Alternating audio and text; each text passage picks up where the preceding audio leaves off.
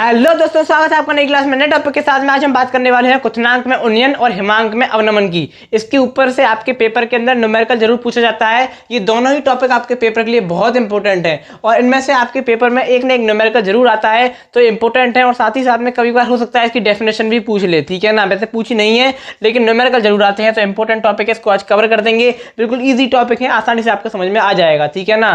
तो सबसे पहले यहाँ पर देखो मैं क्या कर रहा हूँ। सबसे पहले मैंने यहाँ पर एक पात्र लिया, कुछ मत पढ़ो यहाँ पर क्या लिख रहा है, सब समझ में आ जाएगा। मैंने क्या लिया, एक पात्र लिया, यानी कि एक पात्र लिया। उस पात्र में मैंने क्या भर दिया, मैंने उस पात्र में भर दिया विलायक। क्या भर दिया, विलायक भर दिया।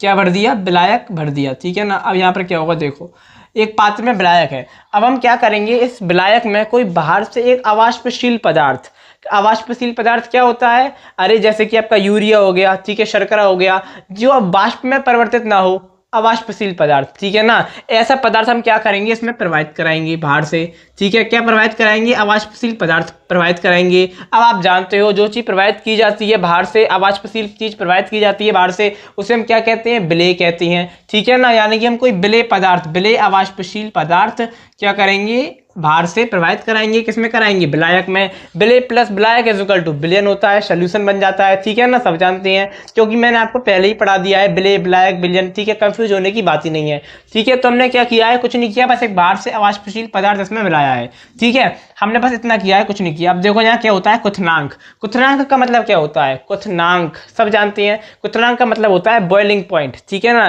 कोई पदार्थ किस ताप पर उबलेगा, जो आपका जल होता है, पानी, उसका बॉइलिंग पॉइंट कितना होता है, 100 डिग्री सेंटीग्रेड होता है, ठीक है ना। सब जानते हैं। और अब यहाँ पर लिख रहा है एक और शब्द, उसका नाम है उन्नयन। उन्नयन का मतलब होता है, तो उन्नयन का मतलब होता है वृद्धि। उन्नयन का मतलब क्या होता है, वृद्धि, ठीक है ना। और यहाँ पर एक नीचे शब्द रख रहा है अवनमन, जो आपको देखने को मिलेगा। अवनमन का मतलब होता है कमी और उन्नयन का मतलब होता है वृद्धि। ये चीज आपको याद रखनी है, ठीक है ना। तो क्वथनांक क्या होता है, बॉइलिंग पॉइंट होता है, ठीक है। तो देखो किसी विलायक में कोई अवाष्पशील विलेय पदार्थ, किसी विलायक में, ये विलायक है, कोई अवाष्पशील विलेय पदार्थ ही हमने ले लिया, कोई भी हो सकता है, कोई भी अवाष्पशील विलेय पदार्थ हमने ले लिया, उसको मिलाने पर, ठीक है ना, पदार्थ को घोलने पर क्या होता है, क्वथनांक में होने वाली वृद्धि को क्वथनांक में उन्नयन कहते हैं। मैंने आपको पहले ही बता दिया, उन्नयन का मतलब क्या होता है, वृद्धि। क्वथनांक क्या होता है, आपका बॉइलिंग पॉइंट होता है, ठीक है ना। तो इसका मतलब क्या हो गया, किसी विलायक में, कोई भी विलायक हो सकता है, उसमें कोई अवाष्पशील पदार्थ मिला सकते हैं। अवाष्पशील पदार्थ क्या होगा, विलेय होगा। तो कोई अवाष्पशील विलेय पदार्थ मिलाने पर जो उसके क्वथनांक में क्या होती है, वृद्धि होती है, ठीक है ना। उन्नयन का मतलब वृद्धि होती है, तो उसे हम क्या कहते हैं, क्वथनांक में उन्नयन कह देते हैं। कितनी आसान सी चीज है। इसका देखो फॉर्मूला क्या होता है, जो आपका क्वथनांक में उन्नयन होता है, इसे डेल्टा टीवी से प्रदर्शित करते हैं। किससे प्रदर्शित करते हैं, डेल्टा टीवी से प्रदर्शित करते हैं। तो क्या हो जाएगा, delta TV is equal to होता है 1000 इंटू केवी इंटू में स्मॉल डब्ल्यू अपॉन में स्मॉल एम इंटू में डब्ल्यू कैपिटल वाला ग्राम में, ठीक है ना। ये इसका क्या हो जाता है, फॉर्मूला हो जाता है। अब क्या क्या चीजें थोड़ी जान पहचान कर लो, ठीक है। तो डेल्टा टीवी क्या है, मैंने आपको बता दिया, क्वथनांक में उन्नयन है। केवी क्या है, मोलर उन्नयन स्थिरांक है। स्मॉल डब्ल्यू क्या है, ये तो आपको पता ही होंगी तीनों चीजें। स्मॉल डब्ल्यू क्या है, विलेय का भार है। कैपिटल डब्ल्यू क्या है, विलायक का भार है। स्मॉल एम क्या है, विलेय का अणु भार है, ठीक है ना। तो इस प्रकार से ये आपका फॉर्मूला तैयार हो जाता है। और हम आपको एक चीज याद रखनी है कि जो क्वथनांक में उन्नयन है, उन्नयन का मतलब होता है वृद्धि, कोई अवाष्पशील पदार्थ मिलाते हैं, बस तीसरी चीज होती है। साथ ही साथ में जो आपका हिमांक में अवनमन है, वो भी लगभग ऐसा ही है, बस थोड़ी सी चीजें बदल जाती हैं जो आपको समझनी है, ठीक है ना। तो अभी आपको समझ में आ गया या नहीं आया, कमेंट करके बताओ, ठीक है ना। क्वथनांक में उन्नयन आपको समझ में आ गया होगा, ठीक है ना।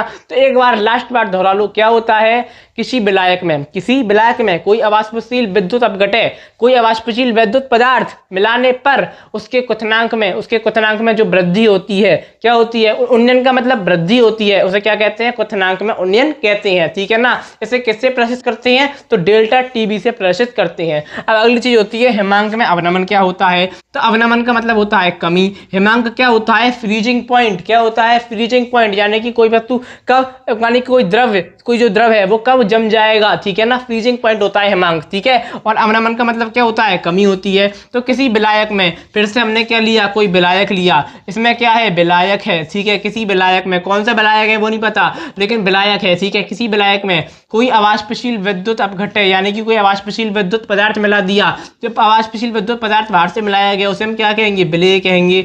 वो इसमें मिलाया तो क्या होगा, हिमांक में होने वाली कमी होगी, क्योंकि शब्द क्या है, अवनमन है। अवनमन का मतलब कमी होता है, उन्नयन का मतलब वृद्धि होता है, तो अवनमन का मतलब कमी होता है। तो अब हिमांक में जो कमी होती है हम तो उसे हम क्या कहते हैं, हिमांक में अवनमन कहते हैं। बहुत ही ज़्यादा आसान है, मतलब शब्द समझ में आ गया तो डेफिनेशन ऑटोमेटिक हो जाएगी। अब जो हिमांक में अवनमन है उसको किससे प्रदर्शित करते हैं, तो हिमांक में अवनमन को डेल्टा टी एफ से प्रदर्शित करते हैं, ठीक है ना, डेल्टा टी एफ से प्रदर्शित करते हैं। वहां पर डेल्टा टी बी था, यहाँ पर डेल्टा टी एफ हो जाएगा, कोई परिवर्तन नहीं होगा, बस वहां पर के बी था तो यहाँ पर के एफ हो जाएगा, यानी कि बी और एफ को यहाँ पर बस परिवर्तन होगा, ज्यादा कोई परिवर्तन नहीं होगा, ठीक है ना। इस चीज को आपको ध्यान में रखना है। तो क्या हो जाएगा, delta T F is equal to 1000 into K F upon K F into क्या हो जाएगा, स्मॉल डब्ल्यू अपॉन में small M into capital W gram में, ठीक है, ये ग्राम में होगा, ये आपको ध्यान रखना है। डेल्टा टी एफ क्या है, हिमांक में अवनमन है, अवनमन का मतलब कमी। डेल्टा टी बी क्या है, क्वथनांक में उन्नयन है। उन्नयन का मतलब क्या है, जहां भी देख के इस क्लास को देख रहे हो, जहां भी बैठ के इस क्लास को देख रहे हो,